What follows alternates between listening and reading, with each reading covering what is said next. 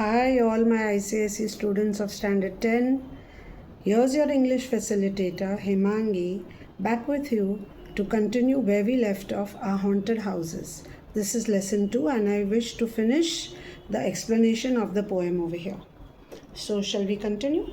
We stopped last time, I think, at stanza 8. I had just finished explaining it to you, but we'll quickly revise so that it's easier for you to sort of recollect. Okay, so these perturbations, this perpetual jar of earthly wants and aspirations high, come from the influence of an unseen star, an undiscovered planet in our sky. So here the poet is talking about the disturbances. Perturbations are disturbances or mental uneasiness which are in this perpetual jar. Which is a perpetual jar?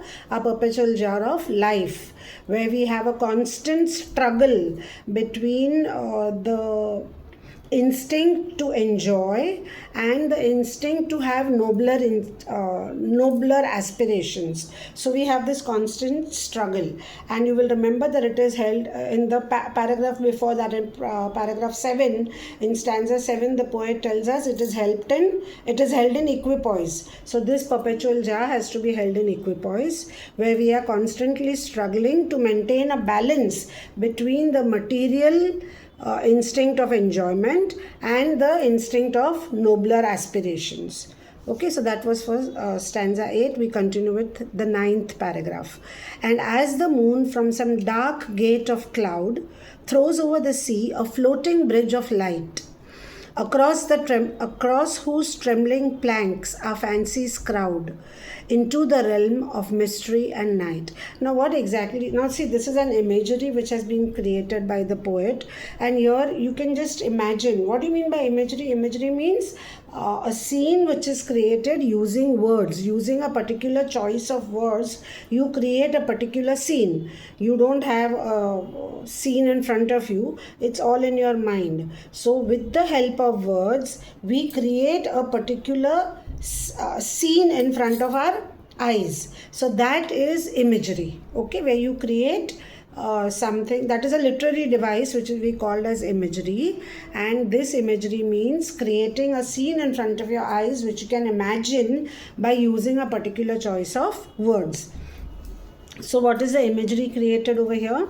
That as the moon from some dark gate of cloud throws over the sea a floating bridge of light, means what? You can imagine that the moon is there up in the sky, and from there he is throwing a beam of moonlight, as if there are lots of clouds gathered up in the sky, and from those skies, as if the moon is peeping out through the gate. He's coming out from the gate, and from one, what is he doing from there? He's throwing a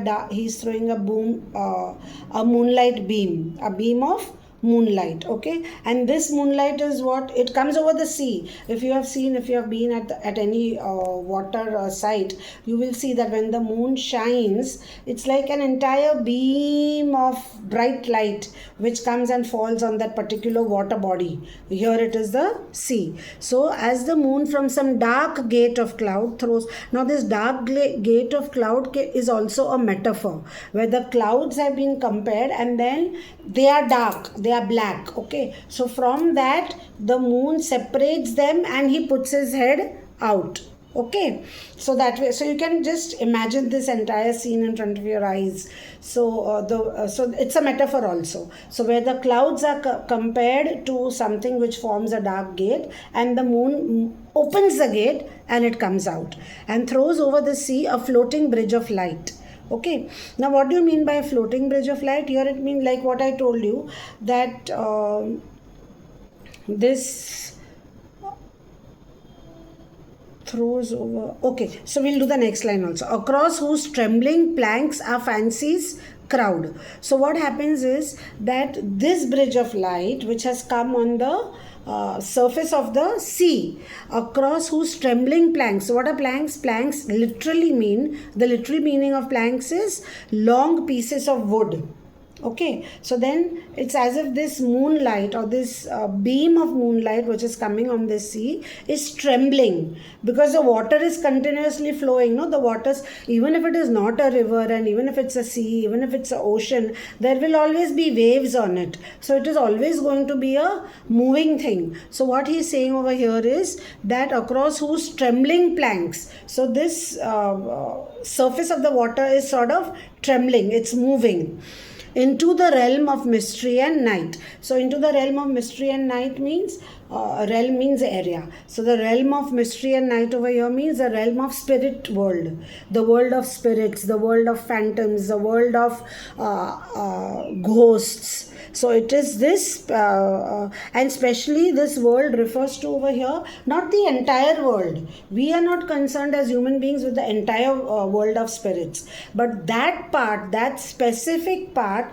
where either our ancestors have gone, that part of the spirit world where our ancestors have gone, or to that part of the spirit world where if we are living in a house which has been occupied by somebody else who may not have been our ancestors but which has been occupied by them, then we get connected to those people also who have lived prior in our house, because all houses are haunted, isn't it? And they are haunted by whom? Either our ancestors or by the earlier occupants of that particular house. So when we connect ourselves, we are connecting ourselves to the spirits of to the world of spirits or the world of phantoms, to which not the entire world, we are connecting ourselves to those people who are either our ancestors or who have lived in our house prior to us, the prior occupants of the house. So we go over there, and it is on this floating bridge which the moonlight has thrown.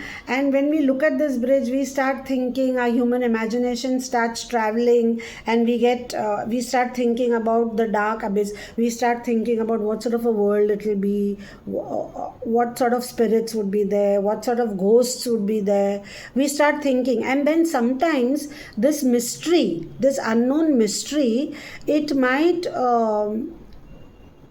start terrifying you, it might start daunting you. And immediately what happens, as soon as you start getting daunted or fearful by this mysterious world or this unknown, what happens immediately from our spirits, those with whom we are connected, okay, so those spirits will throw another beam of light.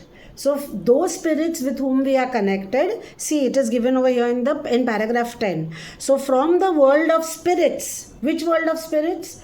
That entire realm is there. But from that world of spirits where we are connected to our ancestors or the pre-occupants of our house, from that world of spirits, there will descend another bridge of light. So there is one bridge of light which the moon is throwing. And immediately when we start getting scared or when we start getting daunted by them, immediately the world of spirits, our ancestors, they will throw another beam of light. And this beam of light which our spirits are throwing, which our ancestors or the pre-occupants of our house are throwing, that spirit, that light, that bridge of light will connect with the bridge of light of the moon, which the moon has thrown. And then what happens? See, so from the world of spirit there descends a bridge of light connecting it with this. With this means what? With what? What is this over here? The moonlight bridge. So the spirit bridge and the moonlight bridge, they get connected, over whose unsteady floor that sways and bends wander our thoughts above the dark abyss. First I'll give you the meanings before I explain it to you. Dark means deep sorrow. Over here it means deep sorrow. And abyss means a vast, you know what's an abyss, right? A vast bottomless pit. Which has no chasm, sort of. A vast bottomless chasm which has no bottom. There is no bottom over here. Okay, and therefore it is very mysterious. That is the meaning. Now what is the poet trying to explain to us? Over whose unsteady floor that sways and bends wander our thoughts. Our thoughts means our memories. So who is the unsteady floor? The moonlight beam, which is unsteady because it has fallen on the sea. So it is unsteady and therefore it is swaying and bending. So here again he has used a personification also. So there is a lot of imagery, but there is also a personification because that moonlight beam has been given the qualities of a human being, that how you sway and bend and you are sort of unsteady. Okay, so it's a personification also. Children, I hope you're understanding what I'm trying to say. There are two literary devices used by the poet. He is using imagery also, and he is using personification also. He is using imagery also. He is using metaphorical comparisons also throughout the poem. So here we have a personification plus an imagery, so that you can imagine also, and then there is personification also. Okay, so what is a personification over here? That unsteady floor of who? Of that sea, where the moonlight has thrown its beam. So that is unsteady and that is swaying and bending, like as if a dancer is dancing. So in that movement, okay, so it's a personification. So what happens then when this starts to happen? So when these two beams combine, when these two bridges of light combine, one bridge of light from the moonlight and one bridge of light from the spirit's world of our people, whom we know, of our ancestors. When both these combine, what happens? Our thoughts, which were actually getting into a dark abyss, we were getting to be daunted, we were getting to be scared, we were getting to be of the unknown. So as soon as our spirits, the beneficial spirits, those who are not malevolent, okay, they are those who are benevolent. So those spirits, their also beam of light, their bridge of light comes, and when these two combine, they stop us from getting scared. And then our thoughts become nostalgic and we start thinking about the beautiful memories that we have had with them, and our thoughts are saved above the dark abyss. So they do not let us go into that deep, bottomless pit. They save us from that chasm.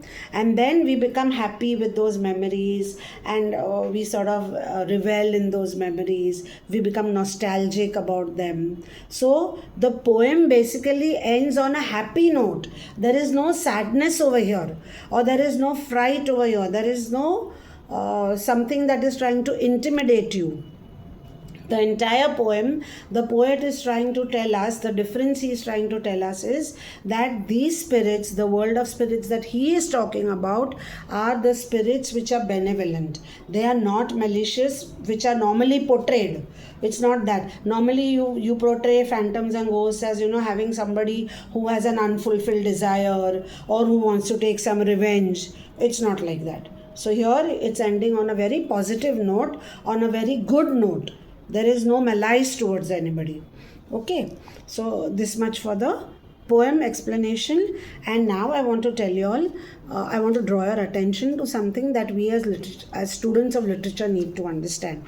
If you see the entire poem, I've explained the poem to you in depth, but what I want to also draw your attention to is that if you see the paragraph wise the entire poem, then stanzas 1 to stanza 6, okay, stanza 1 to stanza 6, what we see is the poet is describing the phantoms or the ghosts or the spirits. Now what is he describing? See, in stanza 1 he is telling us that the poet, the phantoms are very busy, they are moving around, and they are moving around the house purposefully, and they are doing small errands. It's given over here that they are doing small errands or duties which they are supposed to do quietly. So it is the phantoms who has been described over here in stanza 1. Then we can see that in stanza 2,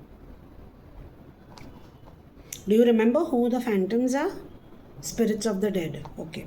So in stanza 2, in the second paragraph, again these phantoms, they cannot be seen, but they can be felt. If you have your poem in front of you, you will see the sorry, excuse me. The second stanza, we have said that the phantoms cannot be seen, but you can be felt. That is impalpable. Impalpable. I had explained it to you. Okay. In stanza 3, we can see that their presence cannot be perceived. Their presence can be perceived as the silent pictures or portraits on the walls of the illuminated hall. So they can be perceived, and they can be they join us at the table or the fireplace. So again, the phantoms are doing something. So all the 3 paragraphs we have seen, the phantoms are doing something. In the 4th paragraph, we see that the poet has given his personal experience. Correct? He has told us exactly that he can perceive the past, he can see what the phantoms are doing, but the stranger whom he has invited as a guest, that person can only see what is present. He cannot see what is the past. So that is in stanza 4. Then in stanza 5, again that talks about the phantoms, where the poet or the narrator or the speaker, he gives his own experience and he tells, I can see the past also. Okay. Then in stanza 5, again the phantoms are doing something, the spirits are doing something. What are they doing? They have dug their way out of the unattended graves, and they are stretching their dusty hands out as if to say, give us our share. They have been held in, which has been held in mortmain, still their old estates. Okay. Then in stanza 6, what are they saying? That he is talking about the entire spirit world. That this entire spirit world is sort of, it's like an atmosphere which is covering the earth. Just as the earth is surrounded by a layer of atmosphere, similarly we humans, we are surrounded by this spirit world, and we are surrounded by them. So again, they're surrounding this material world. Again, the phantoms are doing something. Now you come to paragraph number 7. Okay, so in paragraph 7, what is he talking? He is talking about the human beings. That the human beings have their lives which are held in equilibrium between the material worlds and the nobler instinct. So the humans are doing something. It's a description of the human lives. Then in stanza 8, again we have a talk about the human lives. That the human lives are controlled by some unseen star or by some undiscovered planet which we have not discovered thing still, but we know that our lives are being controlled by them. Okay, so it's that sort of a suggestion over here. That's in stanza 8. That is happening. That they are discovered by some uncontrolled, unseen star and undiscovered planet in our sky. So again, it's talking about the human lives. Okay, in stanza 8. So what exactly is it suggesting? It suggests that there is some something that we cannot see, but we know that it controls our life to a certain extent. Okay, so that is in stanza 8, again human lives. Now in stanza 9 and 10, he is again talking about the human imagination. He is talking about human imagination, where he is saying, no, so it's all our imagination that's happening. So again it is relating to human beings. So if you see the first 6 stanzas, he explains to us about the spirits and about the ghosts and about what they are doing. In the last 4 stanza, it is more connected to our human lives. So that much for the basic breakup of the poem 6 plus 4. Now we also see there is one important thing I want to draw your attention to, and that is the word so. In stanza 10, you will see that the poet has used the word so. Now why is the word so important? Or why is it that he has started stanza 10 with the word so? So means, now he has used the word so as a connecting word. Connecting word, it is connecting paragraph 9 to paragraph 10. So is the connecting word between the 2 paragraphs 9 and 10. It is linking. It is a link between the metaphorical description which we see in paragraph 9, where he has described the bridge of moonlight, bridge thrown by the moonlight. So has connected the moonlight bridge to paragraph 10, to the bridge of our spirits, those who are benevolent. So is the link which is connecting the moon's bridge to the light of our ancestors. So these both are connected, okay, by the word so. So that is the importance of the word so. You can be asked this question, that why is the word so important over here in paragraph 10. And okay, I think I've given you all the detailed explanation. And if there is something that you haven't understood or which you do find difficult, and because this poem does have a lot of imagery and a lot of metaphors and a lot of personification, so while you read this poem, while you go through both the explanations of lecture 1 and today's concluding lecture, that is lecture 2, if you still find that you are unable to grasp exactly the meaning of something, do let me know. I'll go through your comments, and I will take up this poem explanation again when I am doing the question answers. So if there is something that you need to understand, please let me know. Okay, so here's Hemangi, your facilitator for English literature, treasure hunt, and your ICSE, saying bye to you. Please do study. Bye everyone.